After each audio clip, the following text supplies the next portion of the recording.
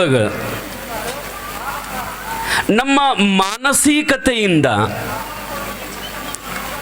ನಾವು ಒಳ್ಳೆಯ ಮಾರ್ಗವನ್ನು ಹಿಡಿಬೇಕಾಗಿತ್ತು ಅಂತಂದ್ರೆ ವೈದ್ಯರ ಸಲಹೆ ಹೆಂಗೆ ಬೇಕಾಗ್ತದನೋ ಹಾಗೆ ಬದುಕಿನಲ್ಲಿ ಮಹಾತ್ಮರ ಸಲಹೆನೂ ಕೂಡ ಅಷ್ಟೇ ಪ್ರಾಮುಖ್ಯ ಆಗುತ್ತದೆ. ಯಾರಿಗೂ ನಮಗೆ ತಿಳಿಲಿಲ್ಲ ಅಂತಂದ್ರೆ ನಮ್ಮ ಮನಸ್ಸಿಗೆ ಬಂದಂಗೆ ನಡಿಬಾರದು ಅಂತ ಮಹಾತ್ಮರು ಹೇಳ್ತಾರೆ. ಮನಸ್ಸಿಗೆ ಬಂದಂತೆ ನಡೆಯದಿರಿಹದಲ್ಲಿ,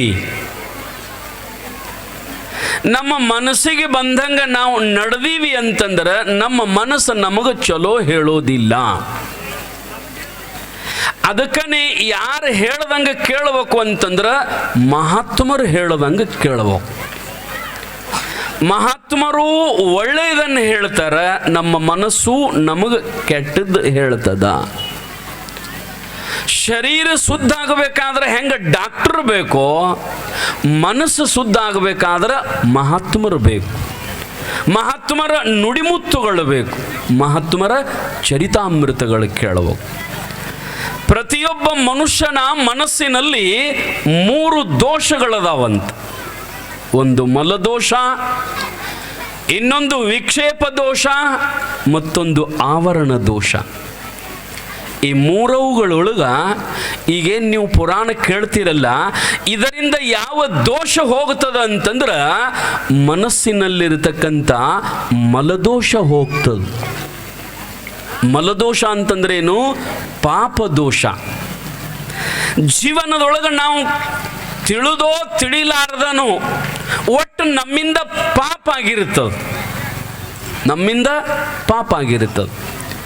ಆ ಪಾಪ ನಿವಾರಣೆ ಆಗಬೇಕಾಗಿತ್ತು ಅಂತಂದ್ರೆ ಎದರಿಂದ ಸ್ವಚ್ಛ ಮಾಡಬೇಕು ಅಂತಂದ್ರೆ ಈಗೇನು ಬರ್ತಿರಲ್ಲ, ಈಗೇನು ಕೇಳ್ತಿರಲ್ಲ, ಇದರಿಂದ ನಮ್ಮ ಮನಸ್ಸು ಸ್ವಚ್ಛ ಆಗುತ್ತದೆ. ಮನಸ್ಸಿನಲ್ಲಿರತಕ್ಕಂಥ ಪಾಪ ಅದು ನಿವಾರಣೆ ಆಗ್ತದೆ. ಅದಕ್ಕೇನಪ್ಪ ಅಂತಂದ್ರೆ ನಾವು ಮಹಾತ್ಮರ ಚರಿತ್ರೆಗಳನ್ನು ಕೇಳಬೇಕು.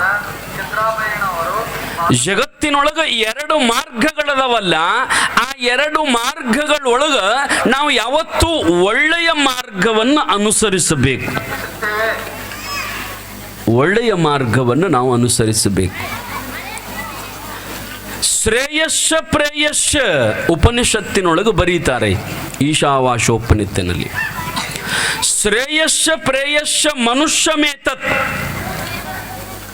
ಅಂದ್ರೆ 2 ಮಾರ್ಗ, ಒಂದು ಶ್ರೇಯ ಮಾರ್ಗ, ಒಂದು ಪ್ರೇಯ ಮಾರ್ಗ.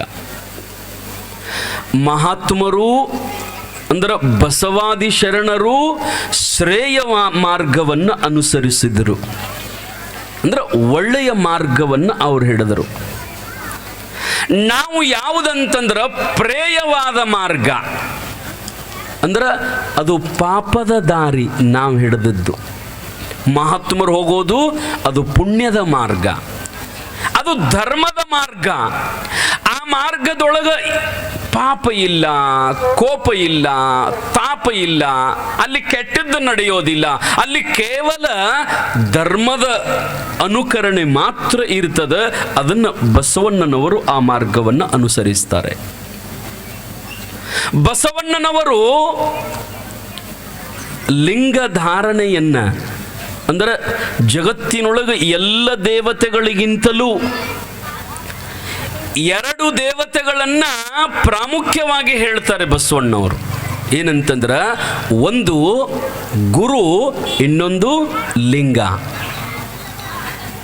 ಕೇವಲ ಲಿಂಗ ಧಾರಣೆ ಮಾಡಿಕೊಂಡು ಲಿಂಗವನ್ನ ನೀವು ಪೂಜಾ ಮಾಡಿದ್ರಿ ಅದೇ ದೇವರ ಅಂತ ತಿಳ್ಕೊಂಡ್ರಿ ಅಂತಂದ್ರೆ ಅನ್ಯ ದೇವರುಗಳಿಗೆ ಹೋಗುವ ಅವಶ್ಯಕತೆನೇ ಇಲ್ಲ ಅಂತ ಬರೀತಾರೆ ಬಸವಣ್ಣವರು. ಅಂದ್ರೆ ಇದಕ್ಕೆ ಶಾಸ್ತ್ರದೊಳಗೆ ಏನು ಬರೀತಾರಂತಂದ್ರೆ ಬಸವ ಪುರಾಣದೊಳಗೆ ಏಕದೇವೋಪಾಸನೆ. ಏಕದೇವೋಪಾಸನೆ ಅಂದ್ರೇನು? ಒಂದು ದೇವರ ಉಪವಾಸನೆ ಮಾಡಬೇಕು. ಒಂದು ದೇವರ ಉಪಾಸನೆ ಅಂದ್ರೆ, ಉಪಾಸನೆ ಅಂದ್ರೇನು? ಆರಾಧನೆ. ಒಂದು ದೇವರನ್ನ ಕುರಿತು ಆರಾಧನೆ ಮಾಡಬೇಕು. ನಾವು ಅನಂತ ದೈವಗಳನ್ನ, ಅನಂತ ದೇವರುಗಳನ್ನ ನಾವು ಕುರಿತು ಆರಾಧನೆ ಮಾಡಿದರೆ ಅದು ಯೋಗ್ಯ ಅಲ್ಲ ಅಂತ ಬಸವಣ್ಣವರ ಅಭಿಪ್ರಾಯ. ಅದಕ್ಕೆ 12ನೇ ಶತಮಾನದೊಳಗೆ ಎಲ್ಲರಿಗೂ ಲಿಂಗವೇ ದೈವ, ಲಿಂಗವೇ ಪರಮಾತ್ಮ, ಆ ಗುಡಿಗೆ ಈ ಗುಡಿಗೆ ಹೋಗೋದು ಬೇಡ, ಎಲ್ಲ ಗುಡಿಯಲ್ಲಿರ್ತಕ್ಕಂಥ ದೇವರ ನಿಮ್ಮ ಕೊಳ್ಳಾಗ ಕಟ್ಟಿವಂತ ತಿಳ್ಕೊಂಡು ಬಸವಣ್ಣವ್ರು ಏನು ಮಾಡ್ತಾರಂತಂದ್ರ ಏಕದೇವೋಪಾಸನೆಯನ್ನು ಜಗತ್ತಿಗೆ ಉಪದೇಶ ಮಾಡ್ತಾರೆ. ಈ ಕೊಳ್ಳಾಗಿರ್ತಕ್ಕಂಥ ಲಿಂಗಪ್ಪ ಅಂದ್ರೆ ಸಾಮಾನ್ಯ ಅಂತಲ್ಲ, ಅದು ನಾವೇನು ಶಿವನನ್ನ ಆರಾಧನೆ ಮಾಡ್ತೀವಲ್ಲ ಆ ಶಿವನೇ ಇದರ ಮೂಲ ಅಧಿಷ್ಠಾನ ಅಂತ ಬರೀತಾರೆ ಬಸವಣ್ಣವರು. ಆ ರೀತಿಯೊಳಗ ಒಂದ್ಸಾರಿ ಸಣ್ಣವರಿದ್ದಾಗ, ಬಸವಣ್ಣವರು ಸಣ್ಣವರಿದ್ದಾಗ ಆಗಿನಿಂದಲೇ ಅವರ ದೈವತ್ವದ ಆರಾಧನೆ ಬಹಳ ದೊಡ್ಡದಿತ್ತು. ಸಣ್ಣವರಿದ್ದಾಗನೇ ಬಸವಣ್ಣವರು ಪ್ರತಿಯೊಂದರಲ್ಲಿ ಹೊಸತನದ ಆವಿಷ್ಕಾರ ಬಸವಣ್ಣವರು. ಮೂಢನಂಬಿಕೆಗೆ ಅಲ್ಲಿ ಅವಕಾಶವೇ ಇಲ್ಲ. ಬಸವಣ್ಣವರು ಮೂಢನಂಬಿಕೆಗೆ ಅವಕಾಶವೇ ಇಲ್ಲ. ಅಲ್ಲಿ ಏನೇ ಇದ್ರೂ ಕೇವಲ ಮೂಲ ನಂಬಿಕೆಗಳನ್ನು ಮಾತ್ರ ಬಸವಣ್ಣವರು ಹೇಳ್ತಿದ್ರು. ಒಂದ್ಸಾರಿ ಬಸವಣ್ಣವರು ತಂದೆ ಆ ಬ್ರಾಹ್ಮಣ ಪದ್ಧತಿ ಬಹಳ ಸ್ವಲ್ಪ ಕಠಿಣವಾದದ್ದು. ಬ್ರಾಹ್ಮಣರ ಪದ್ಧತಿ. ಬಸವಣ್ಣವರು ಮಾದರಸ ಮಾದಲಾಂಬಿಕೆಯರ ಮಗನಾಗಿ ಹುಟ್ಟಿದ್ದರಿಂದ ಬ್ರಾಹ್ಮಣರಲ್ಲಿ ಹುಟ್ಟಿರ್ತಕ್ಕಂಥವ್ರು ಬಸವಣ್ಣವರು. ಬ್ರಾಹ್ಮಣರ ಸಮಾಜದೊಳಗೆ ಸ್ವಲ್ಪ ಕಠಿಣವಾದ ಮಾರ್ಗಗಳು, ನಮ್ಮಂಗ ಸರಳ ಮಾರ್ಗಗಳಲ್ಲಿರೋದಿಲ್ಲ. ಬಸವಣ್ಣವರಲ್ಲಿ ನಮ್ಮ ಹಾಗೆ ಸರಳ ಇಲ್ಲ. ಅಲ್ಲಿ ಸ್ನಾನ ಇರಲಾರ್ದನ ಅವ್ರ ಮನೆಯೊಳಗೆ ಏನೂ ನಡೆಯೋದಿಲ್ಲ. ಇವತ್ತೂ ಅದನ್ನು ಆಚರಣೆ ಮಾಡ್ಕೊಂಡು ಬರ್ತಾರೆ ಬ್ರಾಹ್ಮಣರು. ಆ ರೀತಿಯೊಳಗ ಬಸವಣ್ಣವರ ಮನೆಯೊಳಗೆ ಅವರ ತಂದೆ ಮುಂಜಾನೆ ಎದ್ದು ಕೂಡಲೇ ನಸುಕಿನ 5 ಗಂಟೆಗೆ ಏಳಬೇಕು. ಬಸವಣ್ಣವ್ರ ತಂದೆ ನಸುಕಿನ 5 ಗಂಟೆಗೆ ಹೇಳ್ತಿದ್ರು. ನಾವು ಹೇಳ್ತೀವಿ, ಈಗ ನಾವು ಯಾವಾಗ ಹೇಳ್ತೀವಿ ನಮಗೆ ಗುರುತು. ನಾವೆಲ್ಲ ಸೂರ್ಯಪುತ್ರರು ಅಂತ ನಾವು ಹೇಳ್ಕೊಂತೀವಿ. ಸೂರ್ಯ ಹುಟ್ಟುಕಿತ ಮೊದಲ ಹೇಳ್ಬೇಕಂತ ನಾವು. ಸೂರ್ಯ ಹುಟ್ಟುಕಿತ ಮೊದಲ ಹೇಳ್ಬೇಕು. ಸೂರ್ಯ ಎದ್ದ ಮೇಲತ್ತು ಲಿಂಗ ಪೂಜಾ ದೇವರ ಪೂಜಾ ಮಾಡಿದರೆ ಅದಕ್ಕೆ ಫಲ ಇಲ್ಲ ಅಂತ ಬರೀತಾರೆ. ಸೂರ್ಯ ಎದ್ದ ಬಳಕ ಸೂರ್ಯನ ಉದಯ ಆಗೋಕ್ಕಿಂತ ಮೊದಲೇ ನಾವು ಹೇಳ್ಬೇಕು ಅಂತ ಪದ್ಧತಿ. ಬಸವಣ್ಣವರ ತಂದೆ ಮೊದಲೇ ಹೇಳ್ತಿದ್ರು. ಎದ್ದವರ ದೈವಾರಾಧನೆ, ಅವರ ಪೂಜಾ, ಅವ್ರದೆಲ್ಲ ವ್ಯವಸ್ಥೆ ಬಹಳ ಪ್ರಕ್ರಿಯಾಬದ್ಧವಾಗಿರತಕ್ಕಂಥದ್ದು ಅವರ ಮನೆತನದ ಪದ್ಧತಿ, ಬ್ರಾಹ್ಮಣರ ಮನೆತನದ ಪದ್ಧತಿ. ಬಸವಣ್ಣ ಒಂದಿನ ತಾಯಿಗೆ ಬಂದು ಅದೇನ ಪರೀಕ್ಷಾ ಮಾಡೋ ಸಲುವಾಗಿ ಅಂತಿದ್ದೋ ಗೊತ್ತಿಲ್ಲ, ಬೇಗನೆ ನನಗೆ ಹಸು ಆಗ್ಯದ ಊಟಕ್ಕೆ ಕೊಡುವ ಅಂತಂದ ಬಸವಣ್ಣ ತಾಯಿಗೆ. ಈಗ ಮಕ್ಕಳು ನೋಡ್ರಿ ಲಗುಟ ಊಟಕ್ಕೆ ಬೇಡತಾವ. ಬಸವಣ್ಣ ನನಗೆ ಹಸು ಆಗ್ಯದ ಊಟಕ್ಕೆ ಕೊಡಂತಂದಾಗ ಅವರಲ್ಲಿ ಪದ್ಧತಿ ಹೆಂಗಿತ್ತಂತಂದ್ರ, ಕೆಲವೊಬ್ಬ ಬ್ರಾಹ್ಮಣರು ಪಂಚಾಯತನ ಪೂಜೆಯನ್ನು ಮಾಡ್ತಾರೆ, ಇನ್ನು ಕೆಲವೊಬ್ಬರು ಏಕದೇವೋಪಾಸನೆಯನ್ನು ಮಾಡ್ತಾರೆ. ಬಸವಣ್ಣವರ ತಂದೆ ಅವರ ಕೆಲವೊಂದು ದೇವತೆಗಳಿದ್ವಲ್ಲ, ಎಲ್ಲ ದೇವತೆಗಳಿಗೆ ಆರಾಧನೆ ಮಾಡಿ, ಅರ್ಚನೆ ಮಾಡಿ, ಅನುಸಂಧಾನ ಮಾಡಿ, ಎಲ್ಲ ದೇವತೆಗಳಿಗೆ ನೈವೇದ್ಯ ಮಾಡಿ, ಮನೆಗೆ ಬಂದು ಮನೆಯಲ್ಲಿರ್ತಕ್ಕಂಥ ದೈವವನ್ನ ಪೂಜಾ ಮಾಡಿ, ಅಲ್ಲಿ ನೈವೇದ್ಯ ಮಾಡಿ, ಎಲ್ಲ ಮುಗಿಯೋ ತನಕನೂ ಪ್ರಸಾದಕ್ಕೆ ಮನ್ಯಾಗ ಯಾರಿಗೂ ಕೊಡ್ತಿದ್ದಿಲ್ಲ. ಅದು ಪದ್ಧತಿ. ನಿಮ್ಮ ಮನ್ಯಾಗ ಒಂದೊಂದು ಯಾವಾಗಾರ ಪದ್ಧತಿ ಮಾಡಿರ್ತೀರಿ ನೀವು. ಹೆಂಗಂತಂದ್ರೆ ಅಮಾಸಿ ಹುಣ್ಣಿಮೆ ಬಂದಾಗ ಹೋಳಿಗೆ ಮಾಡ್ತಿರ್ತೀರಿ, ಹೌದಿಲ್ರಿ? ಅಮಾವಾಸ್ಯೆ ಹುಣ್ಣಿಮೆ ಬಂದಾಗ ಹೋಳಿಗೆ ಮಾಡ್ತಿರ್ತೀರಿ. ಹೋಳಿಗೆ ಮಾಡಿದಾಗ ಬೇಕತ್ಲೆ ಹುಡುಗರು ಕಾಡ್ತಾವೇನೋ ಅನ್ಬೇಕು. ಹಂಗೇನು ಮಾಡ್ತಾವಂದ್ರೆ ಅವು ನೀವು ಹೂರ್ಣ ತಯಾರು ಮಾಡಿ ಇಟ್ಟಿರ್ಬೇಕು, ಆ ಹುಡುಗರು ಯಾವ ನಮ್ಗಟ್ಟು ಹೂರ್ಣ ಕೊಡಂತ ಬರ್ತಾವ, ಹೌದಿಲ್ರಿ? ನೀವು ಹೋಳಿಗೆ ಮಾಡಕ್ಕೆ ಹೂರ್ಣ ತಯಾರು ಮಾಡಿ ಇಟ್ಟಿದ್ರಿ ಅಂತಂದ್ರೆ ಅವು ಏನು ಮಾಡ್ತಾವಂದ್ರೆ ಹೂರ್ಣ ತಿನ್ನಕ್ಕೆ ಬರ್ತಾವ, ನೀವು ಕೊಡಂಗಿಲ್ಲ ಹೂರ್ಣ.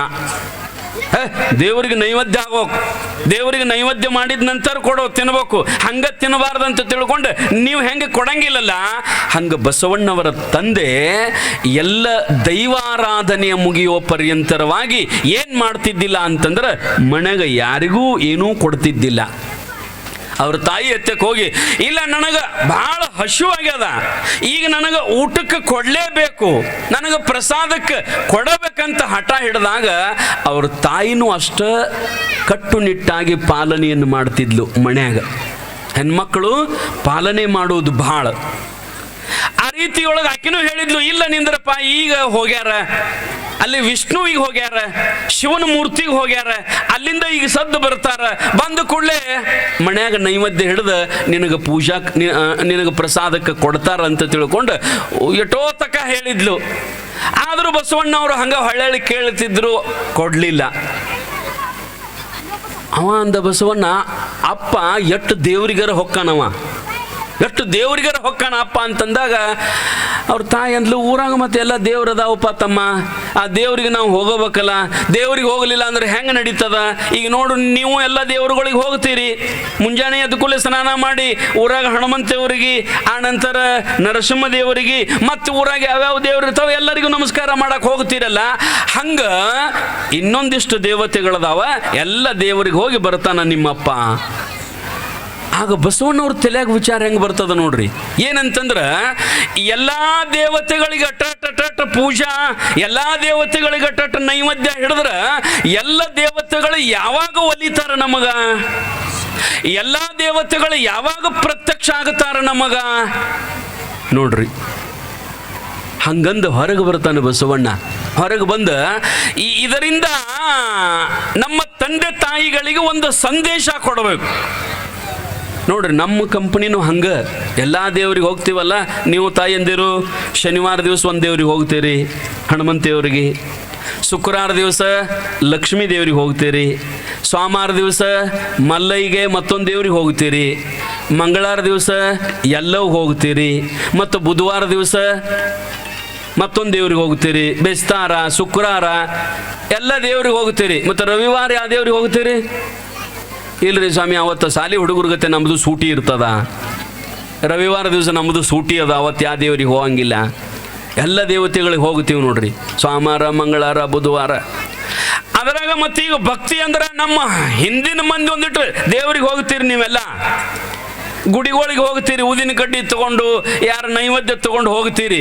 ಈಗಿನ ಹುಡುಗರು ಯಾವ ದೇವ್ರಿಗೆ ಹೋಗಂಗಿಲ್ಲ, ಯಾವ ಗುಡಿಗೂ ಹೋಗಂಗಿಲ್ಲ. ಅದೇ ಗುಡಿ ಮುಂದೆ ಹೋಗಿ ಮೊಬೈಲ್ ನೋಡ್ಕೋತ 4 ತಾಸು ಕೊಂಡಿರ್ತಾರೆ, ಒಳಗೆ ಹೋಗಿ ನಮಸ್ಕಾರ ಮಾಡಂಗಿಲ್ಲ ಅವರು. ಗುಡಿ ಮುಂದೆ ಕುಂತು ಅಲ್ಲೇ ಟೈಮ್ ಪಾಸ್ ಮಾಡಿ ಹೊರಗೆ ಬರ್ತೀವಿ ನಾವು. ಈಗ ಮತ್ತು ಅವ್ರಿಗೆ ಹೇಳಿರ್ಬೇಕಾರ, ಅಲ್ಲೋ ಮತ್ತು ಇವತ್ತು ಸೋಮವಾರ ಅದ, ದೇವ್ರಿಗೆ ಹೋಗ್ಬೇಕು, ಭಕ್ತಿ ಮಾಡ್ಬೇಕು ಅಂತಂದಾಗ ಆ ಹುಡುಗಂತಾನ, ನಾ ಸೋಮವಾರ ದಿವಸ ಈಗ ಸೋಮವಾರ ದೇವ್ರದ್ದು ಸ್ಟೇಟಸ್ ಇಟ್ಟನ್ಯ ಫೋನ್ಯಾಗೀಗ, ನಾ ಸೋಮವಾರ ದಿವಸದ್ದು ದೇವ್ರದ್ದು ಶನಿವಾರ ಹನುಮಂತೇವ್ರ ಸ್ಟೇಟಸ್ ಇಟ್ಟನ್ಯ ಈಗ. ಇದು ದೊಡ್ಡ ಭಕ್ತಿ ಈಗಿನ ಕಾಲದಾಗ. ದಿವಸ ಒಂದೊಂದು ದೇವ್ರದ್ದು ಸ್ಟೇಟಸ್ ಇಟ್ಟುಬಿಟ್ರೆ ದೊಡ್ಡ ಭಕ್ತರು ನಾವು ಇವತ್ತಿನ ಕಾಲದೊಳಗೆ, ಹೌದಿಲ್ರಿ? ನಾವೆಲ್ಲ ದೇವ್ರದ್ದು ಸ್ಟೇಟಸ್ ಇಡ್ತೀವ್ರಿ. ಹನುಮಂತೇವ್ರದ್ದು ಶನಿವಾರ ದಿವಸ ಸ್ಟೇಟಸ್ ಇಟ್ಟಿವಂದ್ರೆ ಹನುಮಂತೇವ್ರ ಕೈಯಾಗ ಮೊಬೈಲ್ ಇಲ್ಲಲ್ಲ. ನೀವು ಸ್ಟೇಟಸ್ ಇಟ್ಟಿದ್ದು ಅವ್ನು ಗೊತ್ತಾಗಬೇಕಾದ್ರೆ ಅವನ ಕೈಯಾಗ ಮೊಬೈಲ್ ಬೇಕಲ್ರಿ ನೋಡಾಕ. ಅವನ ಕೈಯಾಗ ಮೊಬೈಲ್ ಇಲ್ಲ, ಮತ್ತು ಅವನಿಗೆ ಯಾವಾಗ ಗೊತ್ತಾಗುತ್ತದೆ ಅಂದ್ರೆ ಅವನ ಗುಡಿಗೆ ಹೋದಾಗ ಗೊತ್ತಾಗುತ್ತದೆ, ನಮಸ್ಕಾರ ಮಾಡಿದಾಗ ಗೊತ್ತಾಗುತ್ತದೆ, ಅವನ ಮುಂದೆ ಕೂತು ಬೇಡ್ಕೊಂಡಾಗ ಗೊತ್ತಾಗುತ್ತದೆ, ಅವನ ನಾಮಸ್ಮರಣೆಯನ್ನು ಮಾಡಿದಾಗ ಗೊತ್ತಾಗುತ್ತದೆ, ಇಲ್ಲ ಅಂದ್ರೆ ಗೊತ್ತಾಗಂಗಿಲ್ಲ. ಬಸವಣ್ಣ ಏನು ಮಾಡಿದ ಅಂತಂದ್ರೆ, ಇಷ್ಟು ದೇವರಿಗೆ ಅಡ್ಡಾಡಿದ್ರ ದೇವ್ರು ಯಾವಾಗ ಒಲಿತಾವ ಅಂತ ಹೇಳಿ ಮನಿ ಹೊರಗೆ ಬಂದ ಏನು ಮಾಡ್ತಾನಂದ್ರೆ ತಾಯಿಗೆ ಹೇಳ್ತಾನೆ, ಕಡಿಕೆ ನೀವು ಊಟಕ್ಕೆ ಕೊಡಲಿಲ್ಲ ಅಂದ್ರೆ ಬಿಡವಾ, ನನಗೆ ನೀರೊಡಿಕೆಗದ ಒಂದು ಗ್ಲಾಸ್ ನೀರರ ಕೊಡು, ಕಡಿಕ ನೀರರ ಕೊಡ, ಮುಂಜಾನೆಯಿಂದ 2 ತಾಸಾತ ನೀರು ಕುಡ್ದಿಲ್ಲ, ನೀರರ ಕೊಡಂತಂದಾಗ ಅವರು ಹೇಳ್ತಾಳೆ, ಇಲ್ಲಪ್ಪ ನಿಮ್ಮಪ್ಪ ಬರೋ ತಕ್ಕ ಬಾಯಾಗ ನೀರು ಸರಿ ಹಾಕಂಗಿಲ್ಲ, ನೀರು ಸದೇ ಕುಡಿಯಂಗಿಲ್ಲ ಅಂದ ಕೂಡಲೇ ಅವ ಹೊರಗೆ ಬರ್ತಾನೆ. ಹೊರಗೆ ಬಂದು ಏನು ಮಾಡ್ತಾನಂದ್ರೆ ಮಣಿ ಬಾಗಲು ಮುಂದೆ, ಬಸವಣ್ಣವ್ರದ್ದು ದೊಡ್ಡ ಮಣಿ ರೇ, ದೊಡ್ಡ ಮಣಿ ಮುಂದೆ ಹಿಂಗೆ ದೊಡ್ಡ ಪಟ್ಟಂಗಳ, ಈಗ ನಿಮ್ದು ಹೆಂಗೆ ಈಗ ಪುರಾಣಕ್ಕೆ ಕೊಂಡ್ರು ಪಟ್ಟಂಗಳದಲ್ಲ, ಹಿಂಗೆ ದೊಡ್ಡ ಜಾಗ ಇತ್ತು. ಹೊರಗೆ ಬಂದು ಏನು ಮಾಡಿದ ಅಂತಂದ್ರೆ ಒಂದು ಹಾರಿ ತೊಗೊಂಡು ಬಾವಿ ತೆಗ್ಯಾಕತ್ತಿದ, ಹಾರಿ ತೊಗೊಂಡು ಬಾವಿ ತೆಗ್ಯಾಕತ್ತಿದ. ಬಾವಿ ಅಂದ್ರೆ ಎದರ ಸಲಾಗಿ ನೀರೊಡಿಕೆ ಆಗಿತ್ತು ಅವನಿಗೆ, ಬಸವಣ್ಣಗ ನೀರೊಡಿಕಾಗಿತ್ತು. ನೀರು ಬೇಕಾಗಿ ತಾಯಿ ನೀರು ಕೊಡ್ಲಾರಕ್ಕೆ ಹೊರಗೆ ಬಂದು ಬಾವಿ ತೆಗೆದು ನೀರು ಕುಡಿಬೇಕಂತ ಹೇಳಿ ಮಣಿ ಮುಂದೆ ಬಂದು ಬಾವಿ ತೆಗ್ಯಾಕತ್ತಿದ. ಹಡ್ಡಿದ, ಎಟ್ಟು ಹಡ್ಡಿದ ಅಂದ್ರೆ 1 ಮೊಳ ಹಡ್ಡಿದ. 1 ಮೊಳ ಹಡ್ಡಿದ, 1 ಮೊಳಕ್ಕೆ ನೀರು ಬೀಳ್ತಾವನ್ರಿ, ನೀರು ಬೀಳಂಗಿಲ್ಲ. ಒಂದು ಮೊಳ ಹಡ್ಡಿದ, ನೀರು ಬರಲಿಲ್ಲ ಬಿಡಂತ ಬಿಟ್ಟ. ಅದ್ರ ಬಾಜು ಮತ್ತೊಂದು ಹಡ್ಡ ಕತ್ತಿದ, ಅಲ್ಲಿ ಒಂದು ಮೊಳ ಹಡ್ಡಿದ, ಮತ್ತೊಂದು ಹಡ್ಡಿದ. ಹಿಂಗ ಮಣಿಯ ಆವರಣ ಅಂಗಳ ತುಂಬ ಇಟ್ಟಿಟ್ಟು 1 ಮೊಳ 2 ಮೊಳ 3 ಮೊಳ ತೆಗ್ದು ತೋಡಿಬಿಟ್ಟ. ಇಷ್ಟು ಅಗಲನು. ಅವ್ರ ಅಪ್ಪ ಬರಗುಡ್ದ, ದೇವರಿಗೆ ಹೋಗಿ ಅವ್ರ ಅಪ್ಪ ಬರಗುಡ್ದ, ಮಣಿ ಮುಂದೆ ಮನಗಂಡ ತಕೊಂಡು ಕೂತಿದ್ದ. ಹಂಗ ಇನ್ನ ತೆಗ್ಯಾಕತ್ತಿದ್ದ. ಅವರಪ್ಪ ಮಾದರಸ ಬಂದು ನೋಡತನ ಕಾಲಿಡಾಕ ಬರವಲ್ತು. ತೆಗ್ನ್ಯಾಗ ಕಾಲಿಡ್ಬೇಕಿಟ್ರ ಮಣಿ ಮುಂದೆ ಎಲ್ಲ ಸಣ್ಣ ತೆಗ್ದಿದ್ದ. ಅವ ಬಂದ ಮಣಿ ಮುಂದೆ, ಯಾಕೋ ಬಸವಣ್ಣ ಹೀಗ್ಯಾಕೆ ಮಾಡಿಯೋ, ಏನಾಗ್ಯದ ಅಂತಂದಾಗ ಅವ್ರವ್ವ ಆಗ ಹೊರಗೆ ಬಂದು ನೋಡ್ತಾಳ. ಅರೆ ಬಸವಣ್ಣ ಇಟ್ಟಾಕ ತೆಗ್ ಮಾಡಿ ಇವಕ್ಕ ಏನ ಎದರ ಸಲಾಗಿ ಅಂತಂದಾಗ ಬಸವಣ್ಣ ಹೇಳ್ದ ಏನಂತಂದ್ರ, ಇಲ್ಲಿಯವ್ವ ನನಗೆ ಭಾಳ ಕೆಟ್ಟ ನೀರಡಿಕೆ ಆಗಿತ್ತು. ನಿನಗೆ 2-3 ಸಾರಿ 8 ಸಾರಿ ಯವ್ವ ನನಗೆ ನೀರು ಕೊಡು ಅಂತ ನಾ ಹೇಳಿನಿ, ನೀ ನೀರು ಕೊಡ್ಲಿಲ್ಲ. ಅದಕ್ಕೆ ಬಾವಿಯರ ತೆಗೆದ ನೀರು ಕುಡಿಬೇಕಂತ ತಿಳ್ಕೊಂಡು ಬಾವಿ ತೆಗ್ಯಾಕತ್ತೀನಿ. ಒಂದು ಬಾವಿ ತೆಗದ್ನಿ, ನೀರು ಬೀಳಿಲ್ಲ. ಒಂದು ಬಾವಿಯಾಗ 2-3 ಫೂಟ್ ತೆಗೆದ್ರೆ ನೀರು ಬೀಳಿಲ್ಲ. ಮತ್ತೊಂದು ಬಾವಿಗೆ ಮತ್ತೆ 2-3 ಫೂಟ್ ತೆಗೆದ್ರೆ ಅಲ್ಲೂ ನೀರು ಬರಲಿಲ್ಲ. ಅದಕ್ಕಿಟ್ಟೆಲ್ಲ ತೆಗೆದಿನಂತಂದಾಗ ಅವರಪ್ಪ ಒಂದು ಭಾಳ ಚಂದ ಮಾತು ಹೇಳಿದ. ಮಾದರಸ, ಬಸವಣ್ಣನ ತಂದೆ ಮಾದರಸ ಒಂದು ಮಾತು ಹೇಳ್ತಾನ. ಬಸವಣ್ಣ ನಿನಗೆ ನೀರು ಬೇಕಾಗಿತ್ತು ಅಂತಂದ್ರ ಒಂದೊಂದು ಮಳದ್ದು 2 ಮಳದ್ದು 10 ಬಾವಿ ತೆಗೆದ್ರೆ ನೀರು ಹೆಂಗೆ ಬೀಳ್ತಾವ ತಮ್ಮ? ಒಂದ ತ್ಯಾವದಲ್ಲಿ 20 ಮಳ ತೆಗೆದಿದ್ದಂದ್ರ ಇಟ್ಟೊತ್ತಾಗ್ಬಿಡ್ದ ನೀರು ಬರ್ತಿದ್ದುಪ್ಪ ನಿನಗ. ಒಂದೊಂದು ಮಳದ್ದು 10-20 ಬಾವಿ ತೆಗೆದ್ರೆ ನೀರು ಹೆಂಗೆ ಬರ್ತಾವ ನಿನಗ ಅಂತ ಅವ್ರಪ್ಪ ಹೇಳಿದಾಗ ವಾಪಸ್ ಬಸವಣ್ಣ ಹೇಳ್ತಾನೆ, ಏನ ಯಪ್ಪ ನನಗೆ ಹೆಂಗ ಒಂದೊಂದು 2-3 ಫೂಟ್ ಬಾವಿ ತೆಗೆದ್ರೆ ನೀರು ಬರಂಗಿಲ್ಲಲ್ಲ, ಹಂಗ ನೀ ದಿವ್ಸಕ್ಕೆ 20 ದೇವರ ಅಡ್ಡಾಡಿದ್ರೆ ನಿನಗೆ ಹೆಂಗದ 20 ದೇವ್ರು ಒಲಿತಾವ? 20 ದೇವರಿಗೆ ಅಡ್ಡಾಡೋಕ್ಕಿಂತಲೂ ಒಂದ ದೇವರ ಮುಂದೆ ಕುಂತು ನೀ ತಪಸ್ಸು ಮಾಡಿದ್ದಂದ್ರ ಇಟ್ಟೊತ್ತಾಗ್ಬಿಡ್ದ ಆ ದೇವ್ರು ನಿನಗೆ ಪ್ರತ್ಯಕ್ಷ ಆಗಿ ಬಿಡ್ತಿದ್ದಪ್ಪ. ನೋಡ್ರಿ, ಅಪ್ಪ ಒಂದು ಮಾತು ಹೇಳಿದ್ರ ಬಸವಣ್ಣ ಅವನಿಗೆ ಮತ್ತೆ ಒಳ್ಳೆಯ ಸಂದೇಶವನ್ನು ಕೊಟ್ಟ. ಆಗ ಅವನಿಗೆ ಕಣ್ಣು ತೆರೀತು. ಬಸವಣ್ಣನವರ ತಂದೆಗೆ ಈ ಮಾತು ಸರಿ ಅನ್ನಿಸ್ತು. ಆದರೂ ಅವರ ಪದ್ಧತಿ ಮುರಿಯೋ ಹಂಗಿಲ್ಲ. ಕೆಲವೊಬ್ಬರು ಮನ್ಯಾಗ ಒಂದೊಂದು ಪದ್ಧತಿ ಇರ್ತಾವ, ಕೆಲವೊಂದು ಆ ಮನೆಯ ಪದ್ಧತಿಯನ್ನ ಮುರಿಲಿಕ್ಕೆ ಬರಂಗಿಲ್ಲ. ಮತ್ತೇನು ಮಾಡಿದ ಅಂತಂದ್ರೆ ಮಾದರಸ ಒಳಗೆ ಬಂದವ. ಅವನ ಮಾತಿಗೆ ಅಷ್ಟು ಲಕ್ಷ್ಯ ಕೊಡಲಿಲ್ಲ, ಒಳಗೆ ಬಂದು ಮತ್ತೇನಪ್ಪ ಅಂತಂದ್ರೆ ತನ್ನ ಕೆಲಸದೊಳಗೆ ತಾ ಏನು ಪ್ರಯತ್ನ ಮಾಡ್ತಿದ್ದಲ್ಲ, ಬಸವಣ್ಣನಿಗೆ ಈ ಮನೆಯ ವಾತಾವರಣ ಅವನಿಗೆ ಹಿಡಿಸಲಿಲ್ಲ. ಯಾಕಂತಂದ್ರೆ ಬಸವಣ್ಣ ಕೇವಲ ಒಂದು ಸಮಾಜದ ಸೀಮಿತಕ್ಕಾಗಿ ಹುಟ್ಟಿದವಲ್ಲ. ಬಸವಣ್ಣ ಈ ಜಗತ್ತನ್ನ ಉದ್ಧಾರ ಮಾಡಲಿಕ್ಕೆ ಬಂದಿರತಕ್ಕಂಥ ಮಹಾನ್ ಪುರುಷ ಯಾರು ಅಂತಂದ್ರ ಬಸವಣ್ಣ. ಬರೇ ಹೆಣ್ಣಿಗಾಗಿ ಹೊಣ್ಣಿಗಾಗಿ ಬಂದಾತನಲ್ಲ, ಬಸವಣ್ಣ ಇಡೀ ಜಗತ್ತನ್ನ ಉದ್ಧಾರ ಮಾಡಲಿಕ್ಕೆ ಬಂದಿರತಕ್ಕಂಥ ಮಹಾನ್ ಪುರುಷ. ಅವನಿಗೆ ಆ ಬ್ರಾಹ್ಮಣ ಧರ್ಮದ ವ್ಯವಸ್ಥೆ ಸರಿ ಕಾಣಲಿಲ್ಲ. ಯಾಕಂದ್ರೆ ಅವ್ರ ಮನೆಯೊಳಗೆ ಪದ್ಧತಿ ಹಂಗ ಇದ್ದು ನೋಡ್ರಿ. ಏನಂತಂದ್ರ ಈ ಹೆಣ್ಣು ಮಕ್ಕಳಿಗೆ ಅವ್ರ ಮನ್ಯಾಗ ಸ್ವಾತಂತ್ರ್ಯ ಇರಂಗಿಲ್ಲ. ನಂತರ ಏನಂತಂದ್ರೆ ಯಾರ ಬ್ಯಾರೆದವರು ಇವತ್ತು ಅದು ಬ್ರಾಹ್ಮಣರ ಪರಂಪರೆಯೊಳಗ ಅವ್ರ ಮನೆಯೊಳಗ ಇವತ್ತು ಪದ್ಧತಿ ಅದ. ಏನಂತಂದ್ರ ಅಕಸ್ಮಾತ್ ನಾವು ಇವತ್ತು ಯಾರಾದರೂ ಬ್ರಾಹ್ಮಣರ ಮನೆಗೆ ಹಾದಿವಂತಂದ್ರ ಅವರು ಬ್ಯಾರೆ ಯಾರನ್ನು ಅವ್ರ ಮಂದಿನ ಬಿಟ್ರೆ ಬ್ಯಾರೆ ಯಾರನ್ನು ಅವ್ರ ಮನೆಯೊಳಗೆ ಒಳಗಡೆ ಕರ್ಕೊಳ್ಳೋದಿಲ್ಲ. ಯಾಕಂದ್ರೆ ಅದು ವೇದಗಳ ಪರಂಪರೆಯಲ್ಲಿ ಬಂದಿರತಕ್ಕಂಥ ವ್ಯವಸ್ಥೆ ಅದ. ವೇದಗಳ ಪರಂಪರೆಯಲ್ಲಿ ಆ ವ್ಯವಸ್ಥೆ ಬಂದದ.